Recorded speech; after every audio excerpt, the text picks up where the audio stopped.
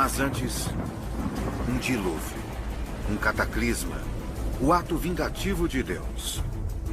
A Bíblia afirma que somente Noé e sua família foram poupados. Mas teria o grande dilúvio sido apenas uma história ou um evento catastrófico que alterou o curso da história humana?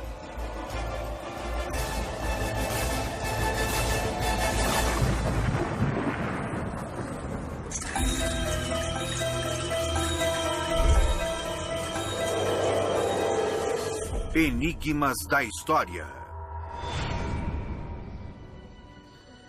O Grande Dilúvio. Peter Gandy escreveu vários livros controversos sobre as origens do cristianismo. Agora, ele está reexaminando um dos acontecimentos mais terríveis descritos no Velho Testamento: a história de Noé e do Grande Dilúvio.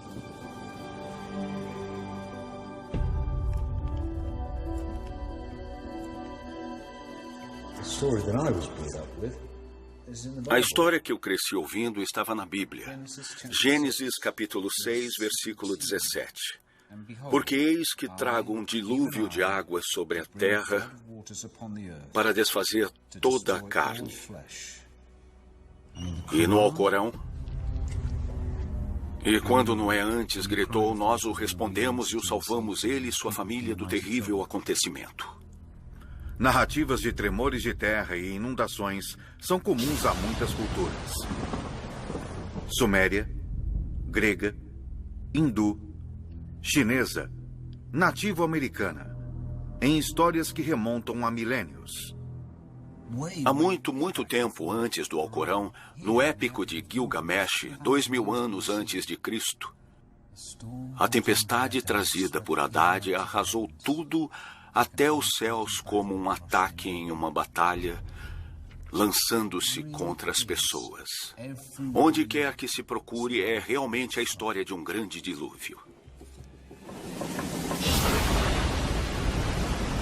Alguns cientistas, de formas controversas, insistem que uma mega inundação atingiu a Europa Oriental vários milhares de anos atrás. Ela é até mesmo conhecida como o Dilúvio de Noé. E acredita-se que ela tenha atingido as terras ao redor do Mar Negro. Peter Gandy voa para a capital búlgara, Sófia.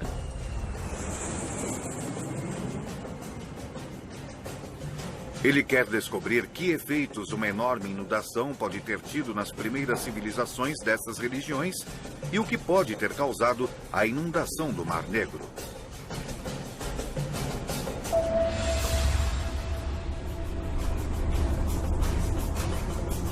Erguendo-se fora da cidade está o Monte Vitocha, um pico vulcânico perfurado com cavernas.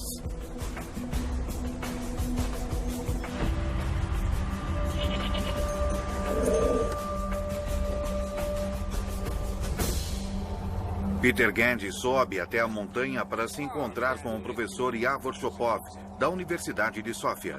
Me disseram que o senhor talvez pudesse lançar alguma luz sobre essa inundação. Sim, mas para isso precisamos entrar na caverna. Com mais de 15 quilômetros de extensão, este é o complexo de cavernas subterrâneas mais longo da Bulgária. E é profundo. Há 6 níveis diferentes e um intrincado de câmaras escuras como breu. Isto é muito mais estreito do que eu achei que fosse. Quando essas câmaras inundam, elas se enchem de água rapidamente. Rastejando através de pequenos túneis claustrofóbicos, Shopov conduz Peter Gandy até o local de sua descoberta. Dr. Shopov? Sim. Onde o senhor está? É preciso quase 1 hora para se chegar ao local exato. Finalmente, Shopov avisa que chegaram. Esta é a caverna? Sim. É extraordinário. A caverna é repleta de estalactites e estalagmites espetaculares. O que esta caverna pode nos dizer sobre o dilúvio? Todas essas estalagmites e estalactites são o resultado da água da chuva passando pelo leito da rocha. Assim como a leitura dos anéis em um tronco de árvore, observando as camadas nessas formações rochosas, geólogos são capazes de calcular níveis de precipitação que remontam a milênios. Foi enquanto estudava isso que Chopov descobriu algo extraordinário. Uma camada era muito mais espessa do que qualquer uma das outras. Isso foi formado 7.500 anos atrás e a precipitação era 50 vezes a dos dias de hoje. O que você acha que poderia ter provocado essa incrível chuva? Temos uma teoria especial a respeito, mas para eu lhe mostrar isso, temos de ir até o meu laboratório em Sófia. Na Universidade de Sófia, o Dr. Chopov preparou uma seção transversal de uma pedra do piso da caverna. Aqui está uma das amostras que tiramos da caverna. Em uma dessas faixas em especial, descobriu-se uma época em que houve um enorme aumento na precipitação. Você tem alguma ideia do que poderia ter causado uma quantidade de chuvas tão grande quanto essa? Sim. Se um grande asteroide tivesse caído diretamente sobre a superfície do Sol... Chopov argumenta que o enorme aumento de precipitação foi provocado por um enorme asteroide ou cometa ao colidir com o Sol. Essa colisão resultou em um aumento rápido e maciço de radiação solar. A NASA captou imagens de eventos assim a partir do Observatório de Dinâmica Solar, mostrando cometas mergulhando no Sol e causando enormes erupções solares.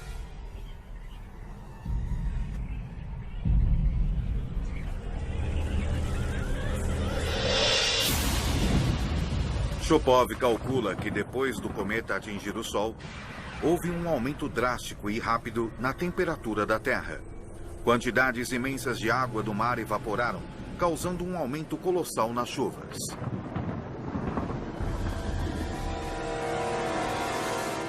Esse é o tipo de evento que é descrito em fontes históricas. É uma teoria realmente incrível. Sim. Mas de que tamanho você acha que um asteroide precisaria ter para provocar esse efeito? Entre 2 e 3 quilômetros de raio, portanto, realmente muito grande. Não há muitos asteroides tão grandes assim. Felizmente, esse tipo de evento acontece muito raramente. As conclusões de Chopov, embora calorosamente debatidas, encontram eco em outras teorias que também argumentam ter havido uma inundação maciça na região do Mar Negro. Elas sugerem enormes quantidades de gelo derretido no final da última era glacial. Há mais de 5.000 anos, houve a elevação do nível do mar. Em algum momento durante esse período, a água do Mediterrâneo correu para o Bósforo a um ritmo de 40 quilômetros cúbicos por dia, 200 vezes o fluxo das cataratas do Niágara. Essa inundação transformou um enorme lago interior no Mar Negro e expandiu significativamente a linha costeira.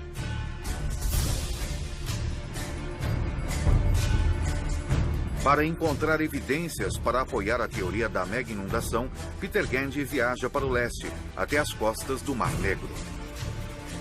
Ele vai até um instituto búlgaro de oceanologia para se encontrar com o arqueólogo subaquático professor Petko Dimitrov. Professor Dimitrov, prazer em conhecê-lo. Professor, que evidência o senhor tem de que o Mar Negro tenha sido originalmente um lago de água doce?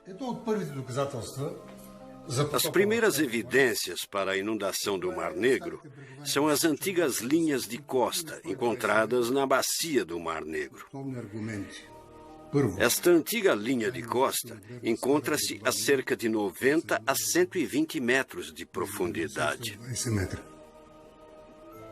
Então, na parte inferior do Mar Negro está a linha de costa original do Lago de Água Doce. Sim. Analisando amostras do núcleo, retiradas das profundezas do leito do mar, Dimitrov também descobriu antigos restos de conchas e plânctons que só poderiam ter vivido em água doce. Dimitrov está convencido de que a inundação atingiu, engolfou e varreu completamente assentamentos neolíticos nas margens do lago.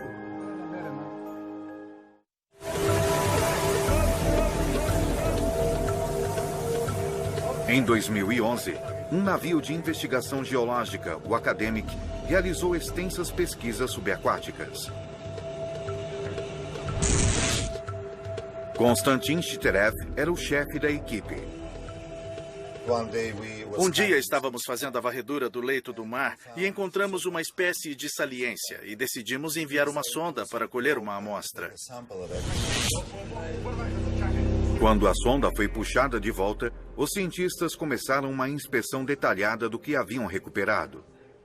Eles logo perceberam que haviam encontrado algo significativo. Nesta bandeja encontramos, nessa posição, esta peça de madeira. E esta é nossa evidência. Não há como essa peça de madeira ter sido jogada de um navio. Não há como ela estar lá, exceto se houver um antigo vilarejo ou coisa assim naquela profundidade. Então isso é prova de que há assentamentos no fundo do Mar Negro? Assentamentos humanos? Eu acho que sim. Ainda estamos à espera da datação de carbono. E se ela tiver 7.600 anos de idade, então assunto encerrado. Mas, por enquanto, este caso está longe de ser encerrado. Geólogos do Instituto Oceanográfico norte-americano de Woods Hole também retiraram amostras do núcleo. Eles concordam que a região do Mar Negro passou por uma enchente maciça. Mas eles calculam que os níveis subiram 10 metros, ao passo que o número dos búlgaros é 60, resultando em uma superfície muito menor de terras inundadas. Seus resultados também desafiam a datação da pedra búlgara do solo da caverna. Os americanos calculam que a inundação ocorreu há 9.000 anos e meio, 2.500 anos antes da data em que Shopov afirma terem ocorrido inundações e chuvas torrenciais.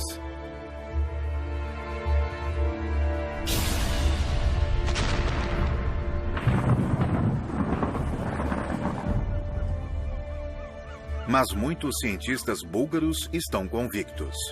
Eles acreditam que o grande dilúvio realmente submergiu a primeira civilização europeia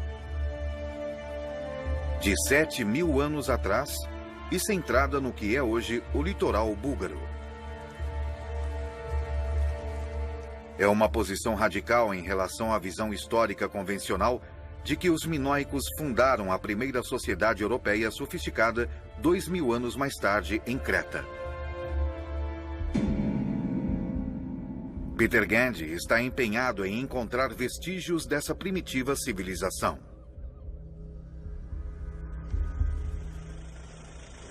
Ele entra em contato com um dos principais especialistas em era neolítica búlgara, o Dr. Todor Dimov, do Museu Dobrit.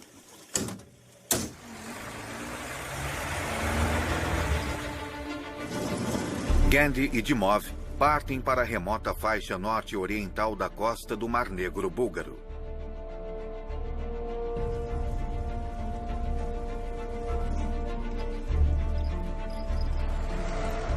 Em Durankulak estão os restos de um assentamento neolítico que remonta a mais de 6.000 anos.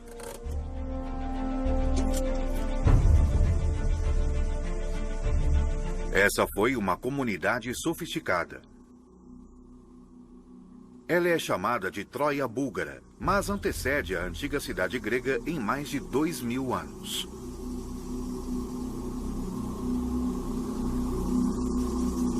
Até agora, 17 habitações foram escavadas. Os edifícios são grandes.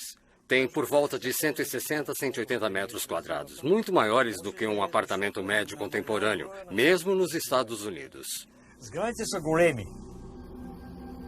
Dimov acredita que o Grande Lago de Água Doce criou um ambiente fértil, perfeito para a agricultura. Aqui é onde poderíamos descobrir o início da ideia do Jardim do Éden. Era mais fácil viver neste lugar do que nos desertos do Egito. Eles tinham água, vegetação, animais. Leões viviam por aqui naquela época. Quando chegou o dilúvio, a terra fértil foi tomada pela água salgada e os que sobreviveram foram forçados a migrar. Peter Gandy quer saber mais sobre esses moradores junto às margens do Lago Neolítico, e a informação será encontrada ao longo da costa do Mar Negro.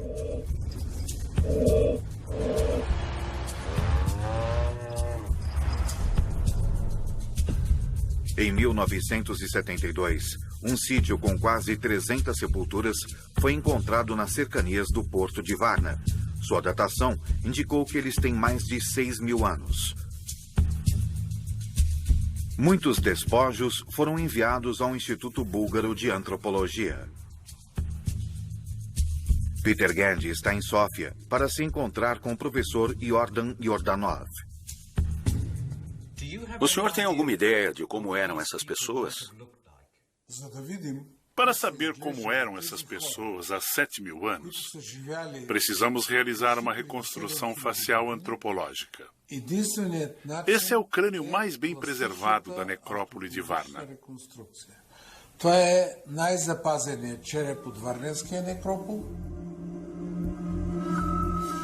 Estudando o crânio e o esqueleto, Yordanov conclui que o homem era bem encorpado e fisicamente forte.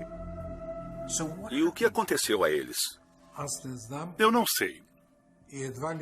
Praticamente ninguém tem uma resposta em relação ao local para onde essas pessoas foram e por que elas desapareceram com sua civilização bem desenvolvida e as habilidades técnicas que tinham. Elas desapareceram deste mundo sem deixar qualquer vestígio. Sábado especial.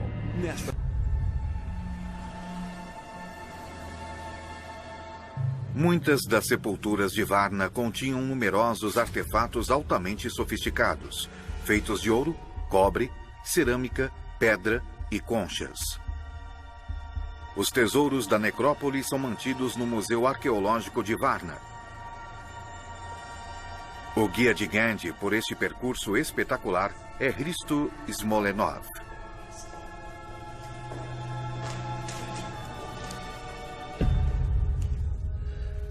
Este é o mais antigo tesouro de ouro do mundo. Isso é incrível. Este é o famoso ouro da necrópole de Varna. Sim. É um enorme privilégio ver isso. Vocês fizeram a datação? Sim, pela datação por radiocarbono, eles são de meados do 5º milênio antes de Cristo. Portanto, de 6.500 anos atrás. Isso é extraordinário. Isso coloca a história da civilização europeia ainda mais distante. Exatamente. Estou certo de que este ouro pertence à primeira civilização europeia. Só de olhar parece possível ver que se trata de alguma coisa incrivelmente sofisticada. Sim. A tecnologia e o design parecem notáveis para uma coisa dessa época. E também representam a mais antiga das ciências. Ciências? Eu vejo objetos de ouro, não vejo um sistema matemático. Quando você começa a medir esses objetos de ouro, você vê as dimensões de uma geometria muito interessante. Os comprimentos dessas duas estatuetas de ouro são de 5 para 3. Os desenhos não são apenas decorativos. Smolenov acredita que os artefatos foram criados usando geometria avançada. As alturas das duas estatuetas de touro também são proporcionais. 22 por 14, ou seja, na verdade, π sobre 2. Smolenov está convencido de que a proporção e as dimensões da joia são a prova mais convincente de que as pessoas que viviam em torno do Mar Negro antes do dilúvio eram, de fato, a mais antiga civilização europeia. Sabemos o que aconteceu com essas pessoas? Para onde elas foram? Embora tenha sido fortemente atingida pelas águas da inundação, esta civilização sobreviveu parcialmente a elas. E, obviamente, Depois de se recuperarem, as pessoas migraram para outras terras com condições mais favoráveis e levaram com elas seus conhecimentos.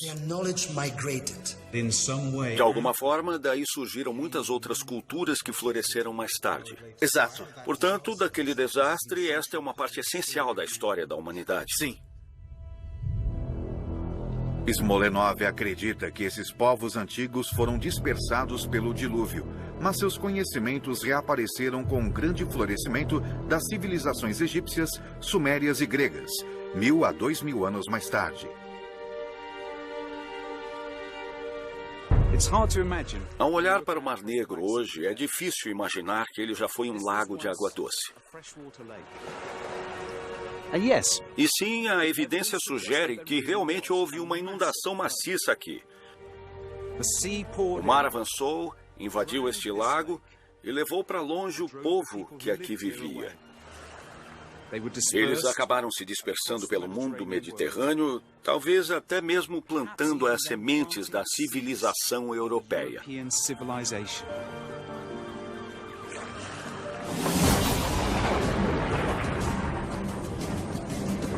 Há discordâncias quanto à inundação que aconteceu aqui há mais de 9.000 anos ter sido tão cataclísmica quanto alguns sugerem.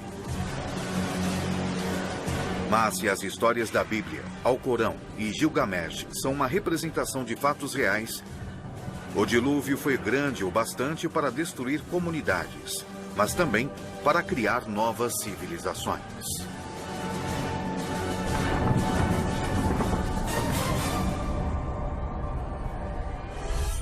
Enigmas da história. Antigas marcações em pedras, símbolos misteriosos, indicações a respeito do monstro do Lago Ness. Um código que pode vir a revelar os segredos de um povo antigo.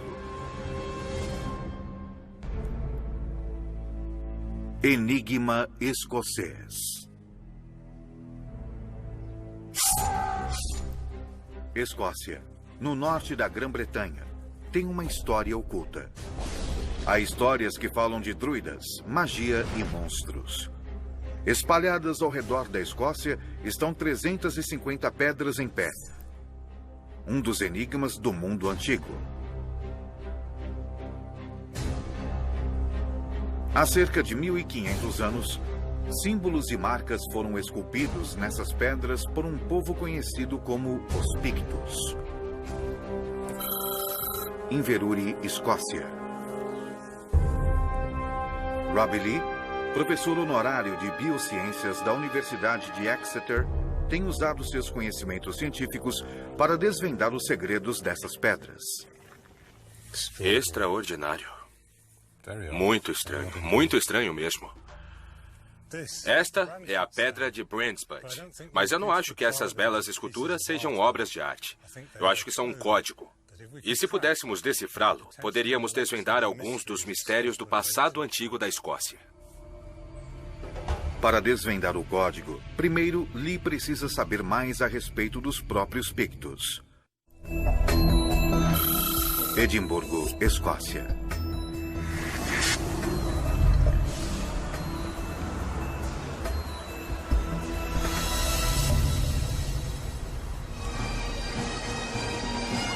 A Escócia é hoje conhecida como a terra de coração valente, do tártaro, das gaitas de fole e do whisky.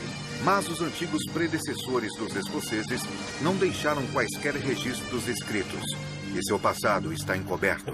O que sabemos de fontes escritas foi fornecido por outros povos, como os romanos.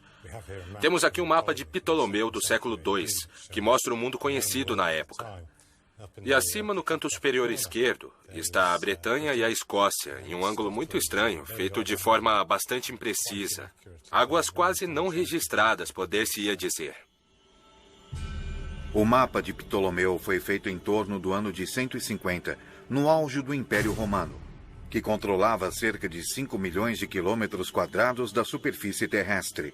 Mas esse posto distante permaneceu inexplorado, não conquistado e temido.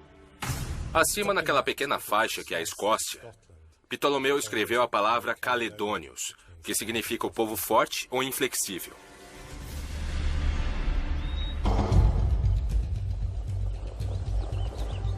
Lee começa a examinar ainda mais os símbolos esculpidos nas mais ou menos 350 pedras escocesas. Ele se encontra com Gordon Noble, professor de arqueologia na Universidade de Aberdeen. Aqui é Chet, em Aberdeenshire, local de Teppel Knot, um dos maiores fortes de colina da Idade do Ferro que restaram na Escócia. Aqui está uma pedra, possivelmente do 6º ou 7º século, chamada Croystein, inscrita com ainda mais marcas. Rob, esta é a pedra conhecida como Croystein. Isso é extraordinário, uma beleza. Gordon, eu reconheço o salmão, mas o que é essa forma bestial ali embaixo? Uma das minhas ideias é que esse personagem seja o que se conhece como um kelp, um espírito das águas com forma de cavalo. Há histórias sobre kelps no folclore escocês até os séculos 19 e 20. E essas criaturas habitavam lugares com água, riachos ou rios, e eram conhecidas por levarem as pessoas à morte ou causar todo tipo de maldades. Estas pedras foram levantadas principalmente entre os séculos 6 e 9 e os pictos utilizaram cerca de 40 símbolos. Os estudiosos as dividem quanto ao que elas podem significar. Muitos acreditam que elas sejam simplesmente ornamentais, emblemas pessoais ou nomes de poderosos chefes pictos. Crescentes? Crescentes com Brands Butt. É verdade. E para alguns, os símbolos têm um significado mais misterioso. Você tem várias bestas místicas e você tem o espelho e o pente. Entre os sinais mais comuns estão a serpente, um antigo símbolo da sabedoria. O assim chamado Zed Rod, muitas vezes inscrito com uma marcação que se parece com Dumbbell. Nosso velho amigo, o bestial que você pode ver bem aqui.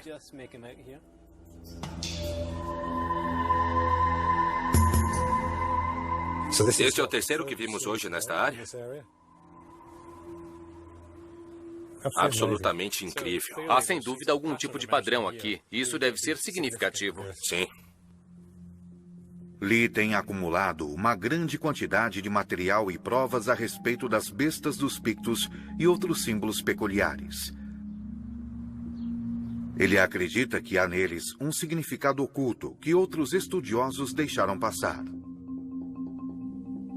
Os símbolos são tão lindamente esculpidos por toda a Escócia. Esta é a pedra Newton House, absolutamente fantástica. Mas ela não me parece apenas arte. Eles investiram muito tempo e esforço nisso, o colocaram em pedras em pé, em pedras como a Maiden Stone. Isso deveria ter um significado muito grande para eles. O que isso realmente significou para os pictos acabou perdido nos séculos. Mas acho que a ciência moderna pode ser capaz de lançar talvez um pouquinho de luz sobre o mistério do que os símbolos na verdade representam. 500 quilômetros ao sul, atravessando a fronteira na Inglaterra, na Universidade de Lancaster, há alguém que pode ajudar. Lancaster, Inglaterra. O estatístico Dr. Phil Jonathan usa tecnologia de ponta de computador para tentar encontrar conexões entre os símbolos. Eu acredito que eu esteja começando a ver alguns padrões nos símbolos. Por exemplo, se verificarmos a Brands Butt e a Newton House, ambas têm dois símbolos. E em cada caso, o símbolo inferior é essa bela serpente com um Zed-Rod. E eu fico imaginando se existe alguma maneira de podermos analisar esses padrões. Certamente. Acho que isso é muito interessante. Tudo o que temos que fazer é tentar mostrar se essas pedras contêm informações. Podemos fazer isso verificando a taxa de ocorrência dos diferentes símbolos e o quanto o arranjo dos símbolos sobre a pedra não é aleatório. O Dr. Jonathan tem um programa capaz de analisar todos os dados de Lee. Enquanto o computador procura por padrões recorrentes entre as pedras, Lee sai para investigar a criatura no símbolo singular dos pictos, que ele acredita que possa ser um kelp, ou um cavalo da água. Ele vai para o norte, para as Highlands, as terras altas escocesas, local de um dos mais famosos monstros míticos do mundo, para Loch Ness.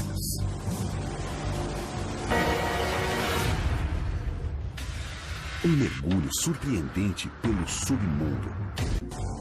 Lago Ness, Escócia.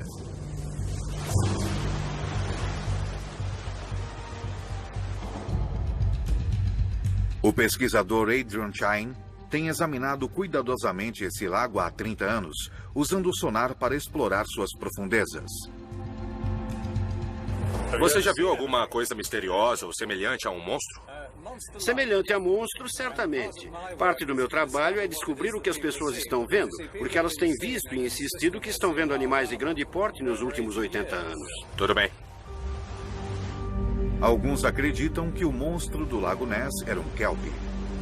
Poderiam as imagens na pedra ser representações da mesma coisa? Isso é certamente um cavalo d'água, se é que alguma vez ele existiu. Na verdade, são o casco e a cauda. E a cauda de peixe?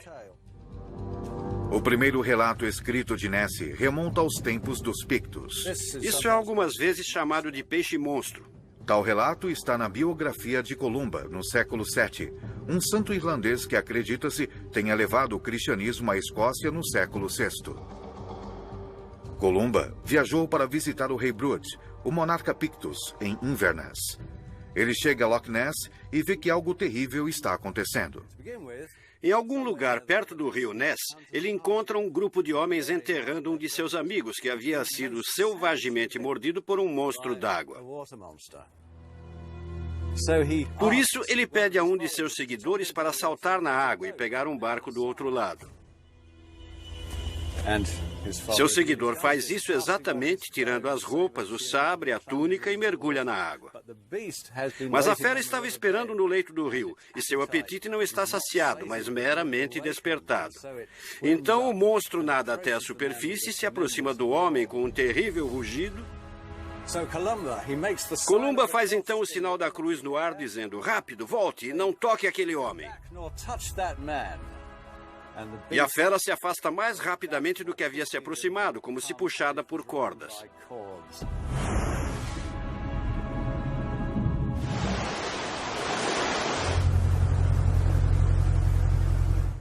De volta à praia, em segurança, Lee se pergunta como essa lenda cristã se encaixa com o que ele já sabe. Se o cavalo d'água, ou kelp, é verdadeiramente real, está muito claro que as pessoas acreditaram em sua existência durante muito tempo. E talvez a fera de Picto seja uma representação disso. Eu não sei. Mas ao olhar para essas pedras, eu começo a ter uma ideia diferente do que os símbolos poderiam significar. O Dr. Jonathan telefona com algumas informações emocionantes. Lee volta a Lancaster para saber mais a respeito. Então, Phil, o que temos? Bom, acho que avançamos. O Dr. Jonathan usou um modelo matemático para quantificar padrões quanto à maneira como os símbolos estão dispostos. Isso foi projetado para estabelecer se os símbolos são puramente decorativos ou comunicadores de algum tipo de informação. Eu fiz algumas análises com base no exame da taxa de ocorrência de pares de símbolos sobre as pedras dos Pictos. Certo. E se os pares estavam ocorrendo aleatoriamente, então teríamos uma imagem semelhante à que temos aqui à direita. Certo. Mas, com as pedras Pictos, estamos, na verdade, obtendo imagens que parecem com o gráfico da esquerda, com uma cauda alta. Tanto isso indica que existe uma estrutura real nas pedras e que elas estão transmitindo informações. É um grande avanço. Sempre se aceitou que os Pictos utilizavam sinais e símbolos para se comunicar, mas não que eles tivessem desenvolvido uma linguagem escrita. O Dr. Jonathan realizou uma nova análise para tentar descobrir como estes símbolos funcionam. Uma amostra das pedras Pictos se parece com o gráfico do lado esquerdo, mas uma amostra de outra comunicação escrita também se parece com o lado esquerdo. Portanto, por exemplo, um trecho de texto em inglês ou texto em francês também pareceria assim. Portanto, a partir dessa análise, eu creio que podemos inferir que as pedras Pictos são, de fato, uma forma de escrita. Escrita. E isso é brilhante, absolutamente brilhante.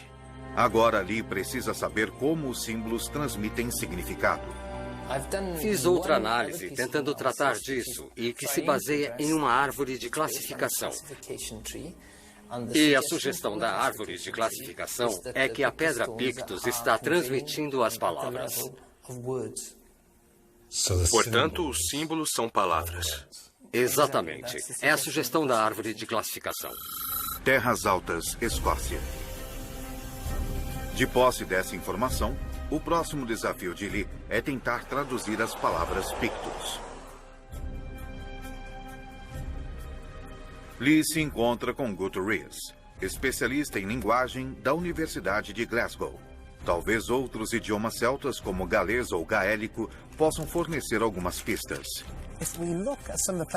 Se olharmos para alguns dos nomes de lugar, vemos Aberdeen aqui. Descemos um pouco e temos Arbroath aqui. E sabemos que a forma mais antiga era indecifrável. Se acompanharmos o meu dedo descendo até ali, temos Gales aqui. E vemos nomes galeses como Abertofse, perto de Swansea, e Aberystwyth, e isso significa estuário em galês. Certo. Um lugar onde o rio entra no mar, ou muito especificamente na Escócia, onde um rio entra em outro, como aqui embaixo. Então isso é uma Aber. Há um Aber aqui. Certo. Portanto, explicando por que temos tantos, cerca de 29 nomes de lugares Aber no que era a terra dos Pictos. Parece haver ligações entre o idioma Pictus e o galês, e ambos foram enraizados na terra ao redor deles. Existem pistas sobre o idioma Pictus por toda a paisagem aqui. Certo. Se você olhar lá para baixo, vai ver que o riacho é brilhante. Estou vendo. A palavra galesa para brilhante é Petre. Entendo. E se você olhar um pouco mais ao norte do Lago Ness, temos Strate Peter, que significa o Vale do Riacho Cintilante e Brilhante. Certo. Na verdade, estamos aqui em Perthshire, e este condado foi assim chamado com o nome da cidade de Perth, logo ali abaixo da estrada. Há uma palavra galesa, Perth, que significa uma madeira. Se o Picto tem relação com o galês e outros antigos idiomas, então pode ser possível traduzir os símbolos. Mas para isso, Lee precisa de um idioma conhecido com o qual compará-lo. Lee decide então estender sua pesquisa a algumas das pedras em galês. Um antigo idioma chamado Ogan aparece em muitas inscrições galesas. Uma pedra galesa em especial deixa Lee intrigado. Ele tem um palpite, mas precisa confirmá-lo. Esta é uma pedra de Gales, a pedra Langhwarren. E aqui há duas palavras em latim, Dianac e Dovagni, que são nomes. E então isso pode parecer rabiscos e linhas e pontos e traços, mas não são. É o alfabeto Ogan, que saiu da Irlanda, um alfabeto muito antigo. E isto são letras. E o que está escrito aqui, lendo-se para cima, é Dovagni. Sem dúvida, em Gales, eles estavam escrevendo a mesma coisa em dois alfabetos diferentes sobre a mesma pedra. Se tivéssemos um exemplo de uma pedra Picto, que também tivesse nela outro tipo de escrita que entendêssemos, isso também poderia nos dar uma maneira de verdadeiramente entender o que as pedras Pictos estavam dizendo. Talvez a função das marcações Pictus funcionem como hieróglifos egípcios, uma forma de escrita na qual símbolos complexos funcionam como palavras.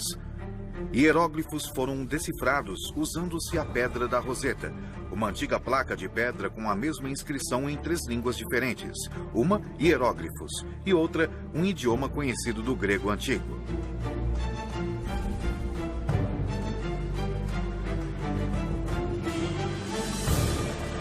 Lee decide que é hora de voltar à Escócia. Ele vai para Inverurie, em Aberdeenshire, e ao improvável cenário de uma moderna zona residencial. Lee volta para dar uma olhada mais de perto na pedra Brandsbutt, mais certo do que nunca de que ela seja a chave de sua investigação. O que é maravilhoso a respeito desta pedra é que temos 2 formas de escrita. Se estivermos certos, esses símbolos são palavras. Cada símbolo é uma palavra. A serpente é o Zerod, é uma palavra. O crescente é o Verod, é outra palavra. E temos o Ogan escrito aqui. Se ambos foram gravados ao mesmo tempo e significam a mesma coisa, Então este Ogan nos dá a chave potencialmente para desvendar o significado dessas palavras símbolos aqui. Talvez se os peritos conseguirem ler isto, então esta pedra poderia se tornar tão significativa para decifrar os símbolos pictos, como a pedra da Roseta foi para decifrar os hieróglifos egípcios.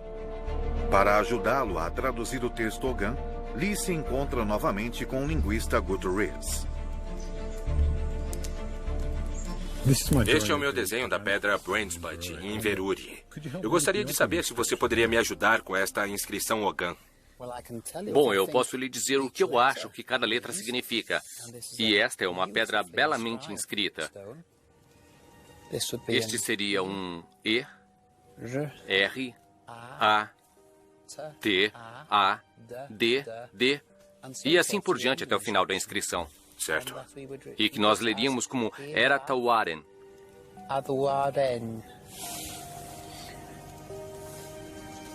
Mas não estou inteiramente certo quanto ao significado da inscrição toda. Embora ninguém tenha certeza de seu significado específico, pode ser possível decodificar a palavra Pictus. Portanto, ainda não sabemos o que Ogan está nos dizendo. Não, isso ainda é um mistério. Decifrar a sabedoria antiga contida nas pedras da Escócia irá levar tempo. Até mesmo a pedra da Roseta levou mais de 20 anos para ser decifrada. Talvez Lee possa descobrir quem ergueu as pedras e por quê. As primeiras pedras foram esculpidas e colocadas no lugar durante o século VI, na mesma época que missionários cristãos como São Columba chegaram a Pictland. Para investigar se existe uma conexão, Lee viaja para se encontrar com alguém em um local de sepultamento nas terras baixas escocesas.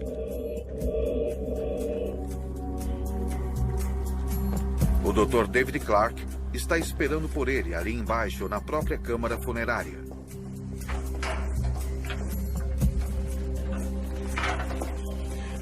Quem você acredita que foi o responsável pelos símbolos e para onde eles foram? Acredito que fossem liderados pelo que os escritores cristãos chamavam de magos. Pessoas que resolviam quais seriam os símbolos realmente com poder para serem colocados nas pedras. Os magos pictos eram os druidas, uma poderosa classe de sacerdotes pagãos. Acreditava-se que fossem hábeis feiticeiros e mestres mágicos, versados em cura e domadores das forças elementares da natureza. Talvez os símbolos estejam imbuídos de poder místico e as pedras carreguem feitiços e encantamentos, maldições e mal-olhados. Por que você acha que os pictos esculpiram as pedras símbolo? O que é notável é que esta é a primeira vez que esculturas apareceram na paisagem em quase 2000 anos. Parece-me que a razão por que se está fazendo isso é a existência de uma grave crise. E, de repente, se tem a ideia de recordar a paisagem por prazer, para mim parece provável que a explicação envolva poder e religião. Portanto, as pedras poderiam ser um chamado místico às artes. Quando São Columba e outros missionários cristãos pregavam o evangelho pela Caledônia, supostamente realizando milagres ao longo do caminho, eles representavam um desafio direto ao poder e à religião dos druidas. São Columba, dizem, participou de um confronto sobrenatural com um mago Pictus, chamado Broichan, para decidir quem iria controlar os elementos, e Columba ganhou. Eles estão tentando rejeitar os missionários cristãos vindos do Oeste. Estão tentando erguer essas coisas, dizendo, não queremos o cristianismo aqui. Lee pode ainda não ter decifrado o código das pedras escocesas, mas ele descobriu uma possível explicação para sua finalidade. Os monólitos poderiam ter sido uma tentativa de repelir uma ameaça terrível, reivindicando as próprias almas do povo Pictus, o cristianismo. Versão Marshmallow São Paulo.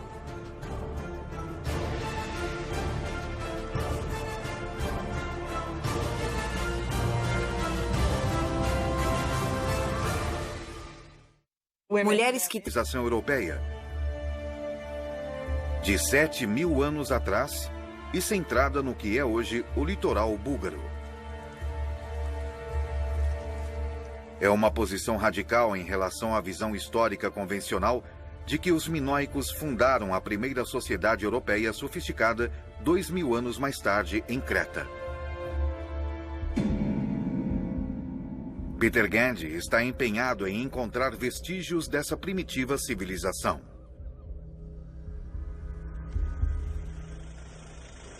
Ele entra em contato com um dos principais especialistas em era neolítica búlgara, o Dr. Todor Dimov, do Museu Dobrit.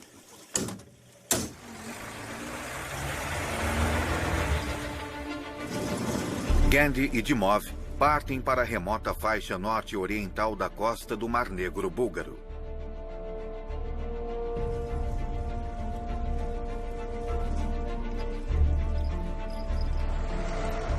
Em Durankulak estão os restos de um assentamento neolítico que remonta a mais de 6.000 anos.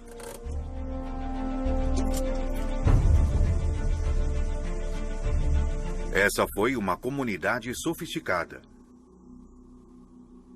Ela é chamada de Troia búlgara, mas antecede a antiga cidade grega em mais de 2.000 anos.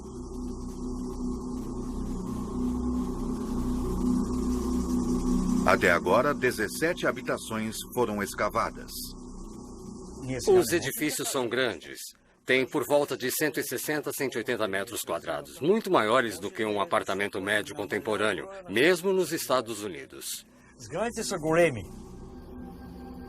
Dimov acredita que o Grande Lago de Água Doce criou um ambiente fértil, perfeito para a agricultura. Aqui é onde poderíamos descobrir o início da ideia do Jardim do Éden.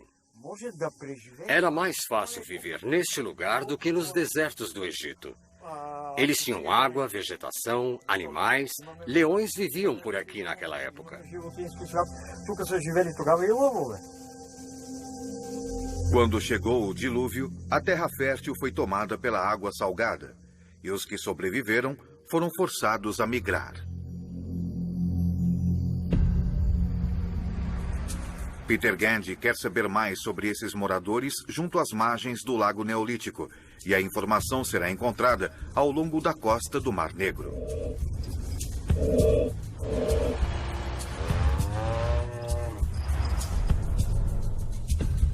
Em 1972, um sítio com quase 300 sepulturas foi encontrado... Para baixo, vai ver que o riacho é brilhante. Estou vendo.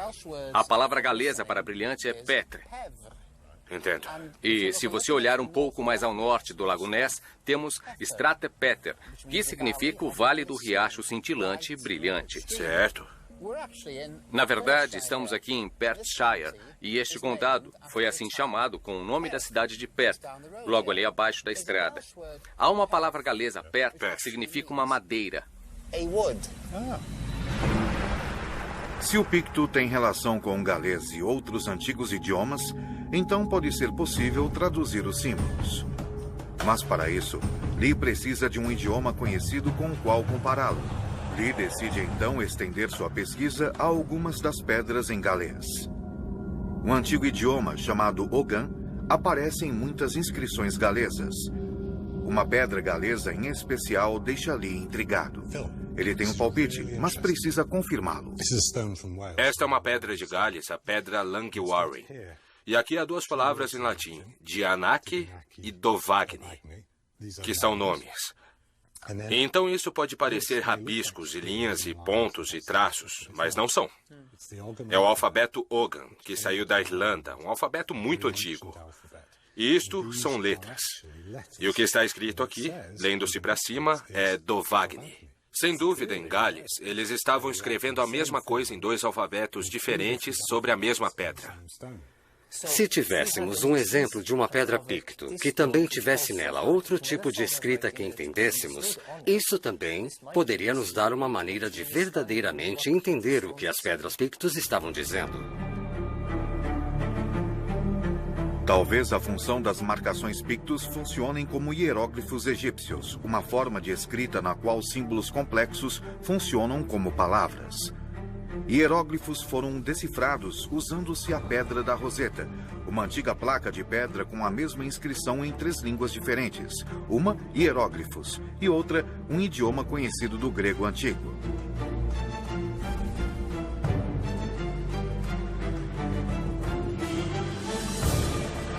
Lee decide que é hora de voltar à Escócia. Ele vai para Inverurie, em Aberdeenshire, e ao improvável cenário de uma moderna zona residencial. Lee volta para dar uma olhada mais de perto na pedra Brant's Butt, mais certo do que nunca de que ela seja a chave de sua investigação. O que é maravilhoso a respeito desta pedra é que temos 2 formas de escrita.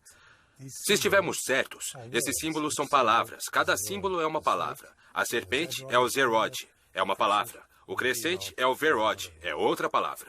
E temos o Ogan. Então, na parte inferior do Mar Negro está a linha de costa original do Lago de Água Doce. Sim.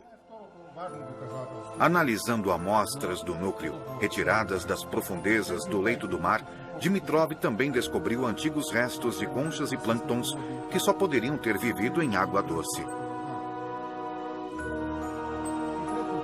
Dimitrov está convencido de que a inundação atingiu, engolfou e varreu completamente assentamentos neolíticos nas margens do lago.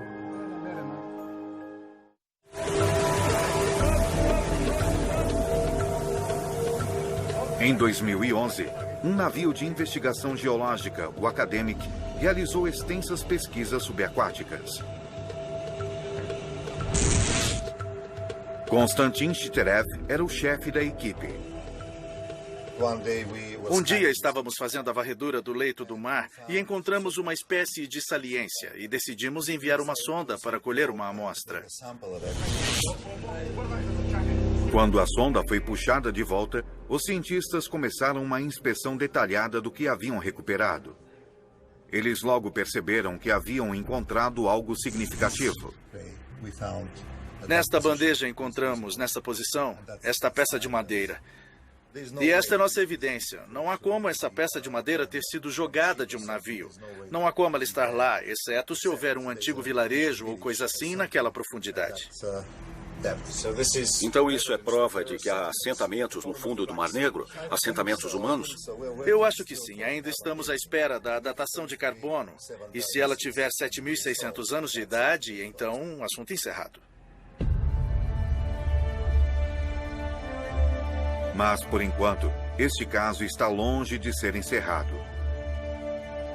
Geólogos do Instituto Oceanográfico norte-americano de Woods Hole também retiraram amostras do núcleo. Eles concordam que a região do Mar Negro passou por uma enchente maciça. Mas eles calculam que os níveis subiram 10 metros, ao passo que o número dos búlgaros é 60, resultando em uma superfície muito menor de terras inundadas. Seus resultados também desafiam a datação da pedra búlgara do solo da caverna. Os americanos calculam que a inundação ocorreu há 9.000 anos e meio, 2.500 anos antes da data em que Shopov afirma terem ocorrido inundações e chuvas torrenciais.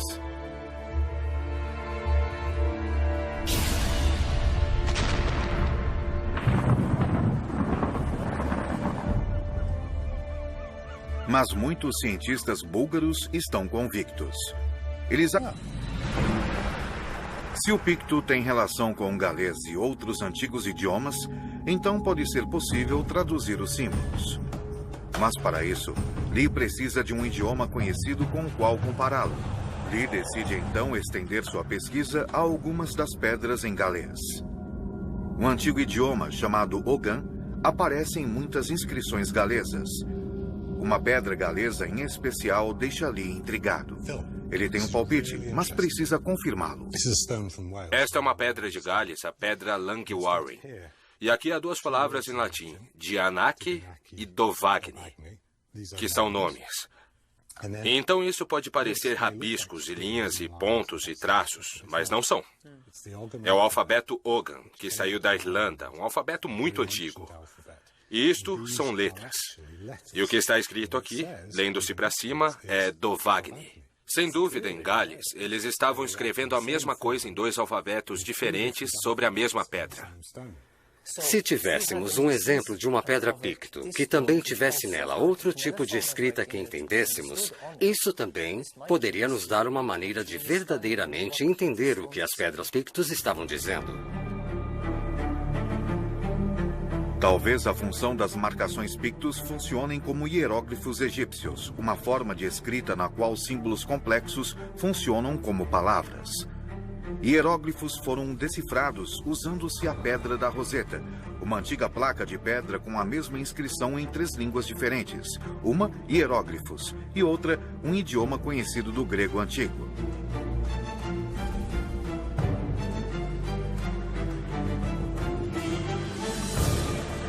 Lee decide que é hora de voltar à Escócia.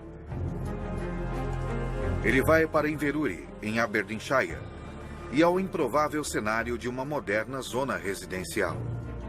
Lee volta para dar uma olhada mais de perto na pedra Brand's Butt, mais certo do que nunca de que ela seja a chave de sua investigação.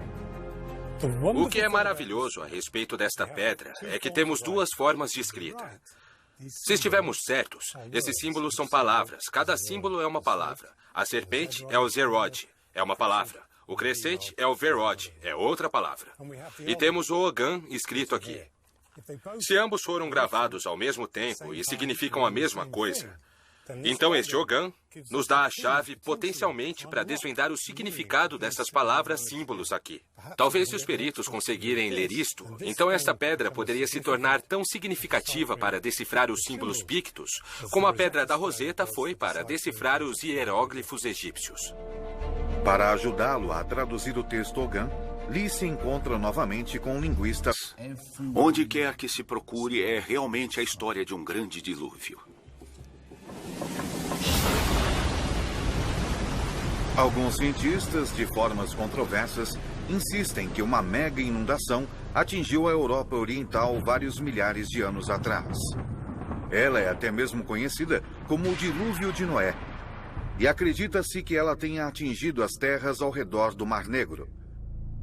Peter Gandy voa para a capital búlgara, Sófia.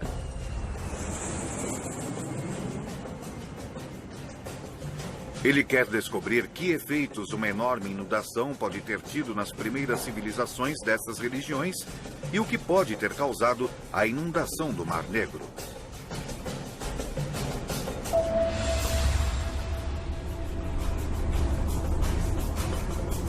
Erguendo-se fora da cidade está o Monte Vitosha, um pico vulcânico perfurado com cavernas.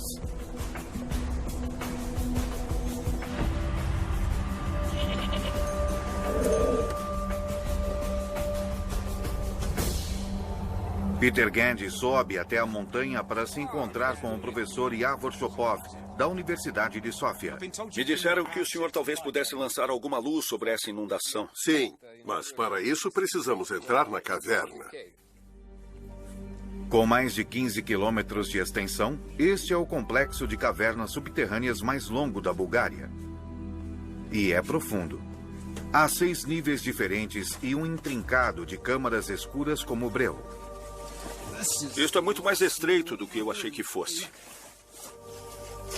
Quando essas câmaras inundam, elas se enchem de água rapidamente. Rastejando através de pequenos túneis claustrofóbicos, Shopov conduz Peter Gandy até o local de sua descoberta. Dr. Shopov? Sim. Onde o senhor está? É preciso quase 1 hora para se chegar ao local exato. Finalmente, Shopov avisa que chegaram. Esta é a caverna? Sim. É extraordinário. A caverna é repleta de estalactites e estalagmites espetaculares. O que esta caverna pode nos dizer sobre o dilúvio? Todas essas estalagmites e estalactites são o resultado da água da chuva passando pelo leito da rocha. Assim como a leitura dos anéis em um tronco de árvore, observando as camadas nessas formações rochosas, geólogos são capazes de calcular níveis de precipitação que remontam a milênios. História da humanidade. Sim. Smolenov acredita que esses povos antigos foram dispersados pelo dilúvio, mas seus conhecimentos reapareceram com um grande florescimento das civilizações egípcias, sumérias e gregas, 1000 a 2000 anos mais tarde. Ao olhar para o Mar Negro hoje, é difícil imaginar que ele já foi um lago de água doce. E sim, a evidência sugere que realmente houve uma inundação maciça aqui. O mar avançou, invadiu este lago e levou para longe o povo que aqui vivia. Eles acabaram se dispersando pelo mundo mediterrâneo, talvez até mesmo plantando as sementes da civilização europeia.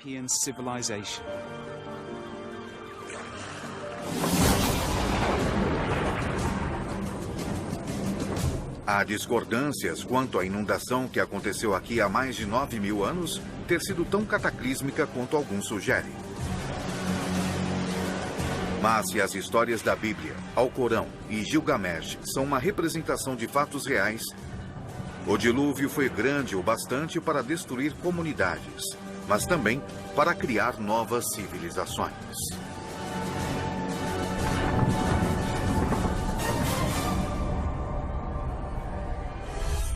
Enigmas da história.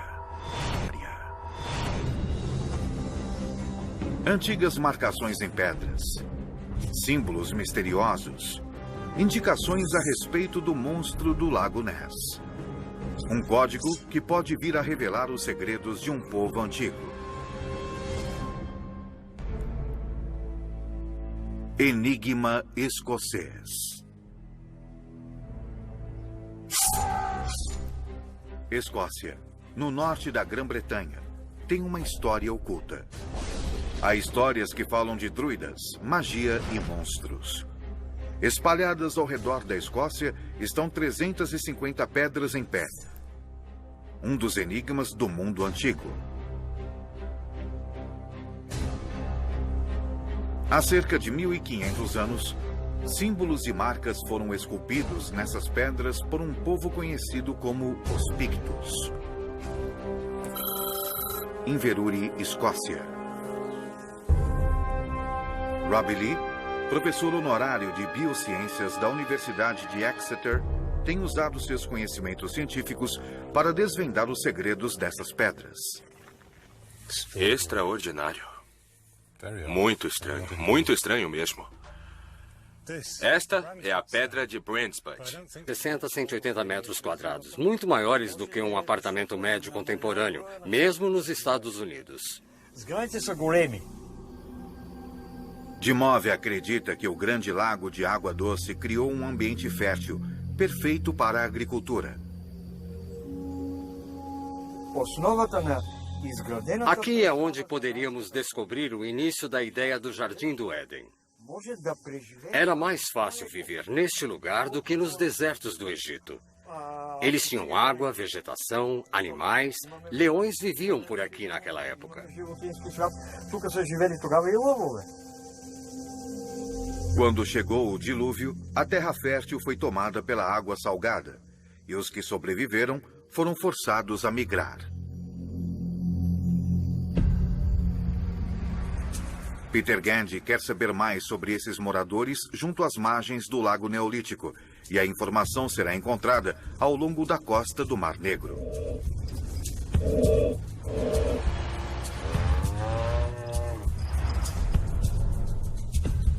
Em 1972, um sítio com quase 300 sepulturas foi encontrado nas cercanias do porto de Varna. Sua datação indicou que eles têm mais de 6.000 anos.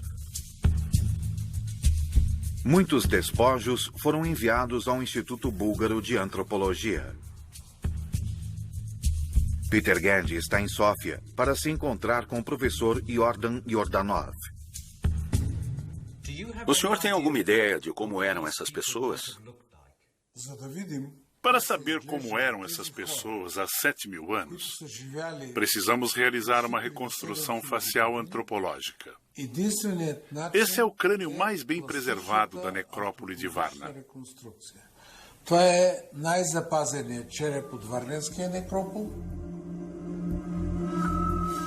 Estudando o crânio e o esqueleto, Yordanov conclui que o homem era bem encorpado e fisicamente forte.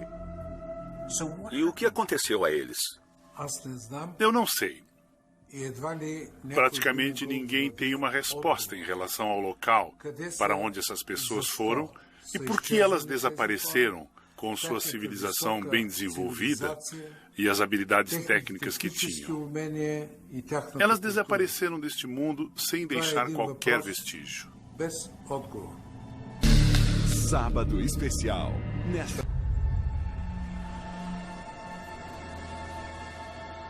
Muitas das sepulturas de Varna continham numerosos artefatos altamente sofisticados, feitos de ouro, cobre, cerâmica, pedra e conchas. Os tesouros da necrópole são mantidos no Monte Vitocha, um pico vulcânico perfurado com cavernas.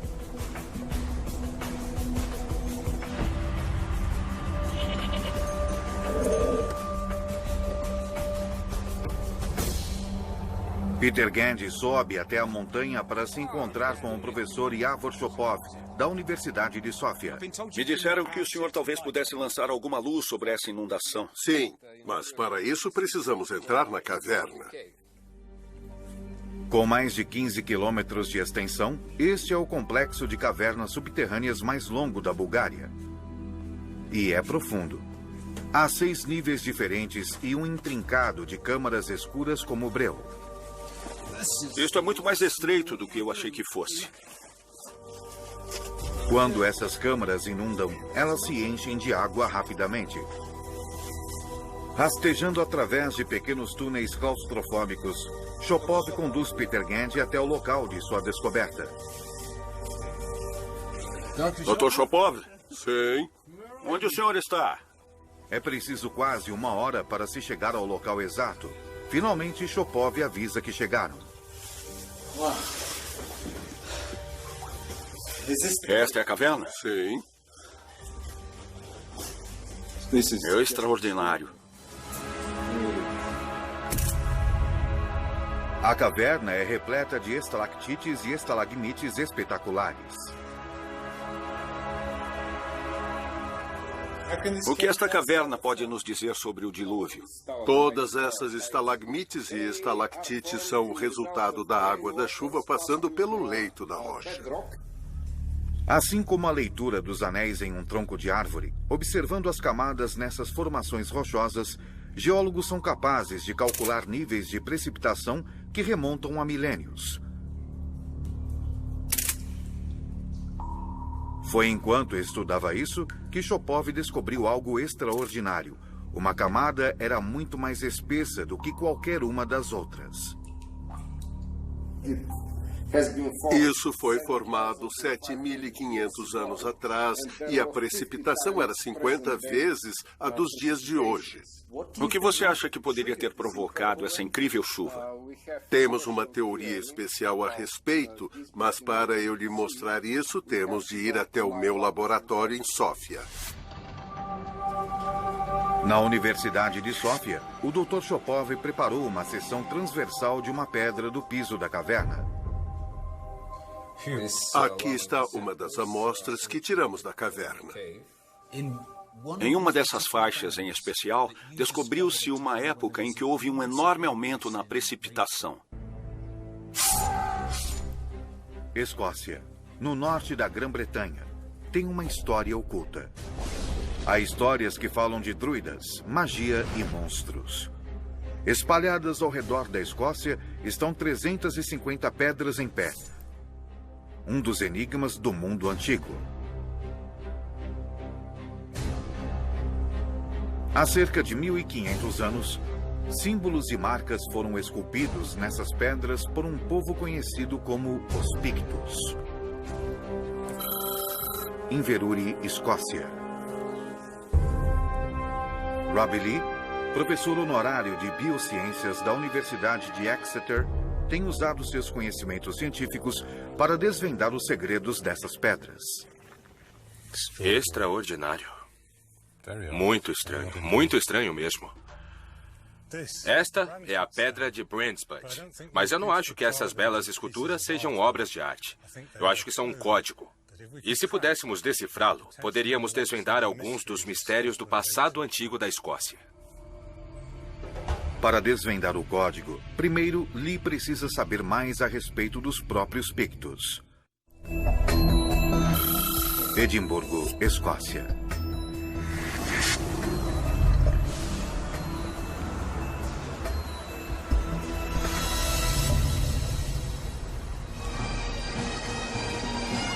A Escócia é hoje conhecida como a terra de coração valente, do tártaro, das gaitas de fole e do uísque.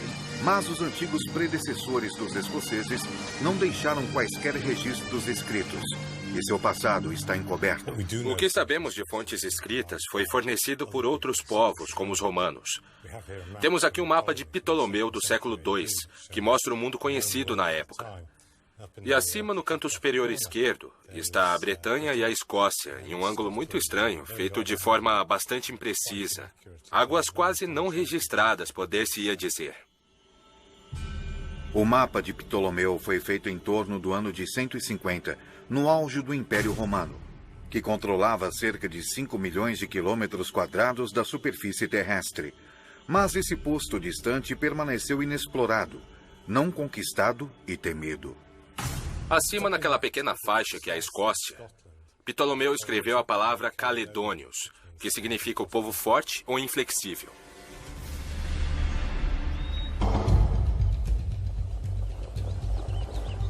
Lee começa a examinar ainda mais os símbolos esculpidos nas mais ou menos 350 pedras escocesas. Ele se encontra com Gordon Noble, professor de arqueologia na Universidade de Aberdeen. Drunshine tem examinado cuidadosamente esse lago há 30 anos, usando o sonar para explorar suas profundezas. Você já viu alguma coisa misteriosa ou semelhante a um monstro? Semelhante a monstro, certamente. Parte do meu trabalho é descobrir o que as pessoas estão vendo, porque elas têm visto e insistido que estão vendo animais de grande porte nos últimos 80 anos. Tudo bem. Alguns acreditam que o monstro do Lago Ness era um kelpie. Poderiam as imagens na pedra ser representações da mesma coisa? Isso é certamente um cavalo d'água, se é que alguma vez ele existiu. Na verdade, são o casco e a cauda. E a cauda de peixe. O primeiro relato escrito de Nessie remonta aos tempos dos Pictos. Isso é algumas vezes chamado de peixe-monstro. Tal relato está na biografia de Columba, no século VII, um santo irlandês que acredita-se tenha levado o cristianismo à Escócia no século VI. Columba viajou para visitar o rei Brud, o monarca Pictus, em Inverness. Ele chega a Loch Ness e vê que algo terrível está acontecendo. Em algum lugar perto do rio Ness, ele encontra um grupo de homens enterrando um de seus amigos que havia sido selvagemente mordido por um monstro d'água. Por isso, ele pede a um de seus seguidores para saltar na água e pegar um barco do outro lado. Seu seguidor faz isso exatamente tirando as roupas, o sabre, a túnica e mergulha na água. Mas a fera estava esperando no leito do rio, e seu apetite não está saciado, mas meramente despertado. Então o monstro nada até a superfície e se aproxima do homem com um terrível rugido. Columba faz então o sinal da cruz no ar, dizendo: rápido, volte e não toque aquele homem.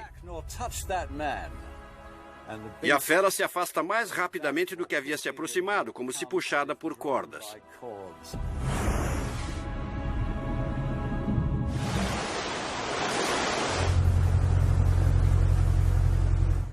De volta à praia, em segurança, Lee se pergunta como essa lenda cristã se encaixa com o que ele já sabe. Se o cavalo d'água, ou kelp, é verdadeiramente real, está muito claro que as pessoas acreditaram em sua existência durante muito tempo. E talvez a fera de Picto seja uma representação disso. Eu não sei. Mas ao olhar para essas pedras, eu começo a ter uma ideia diferente do que os símbolos poderiam significar. O Dr. Jonathan telefona com algumas informações emocionantes. Lee volta a Lancaster para saber mais a respeito. Então, Phil, o que temos? Bom, acho que avançamos.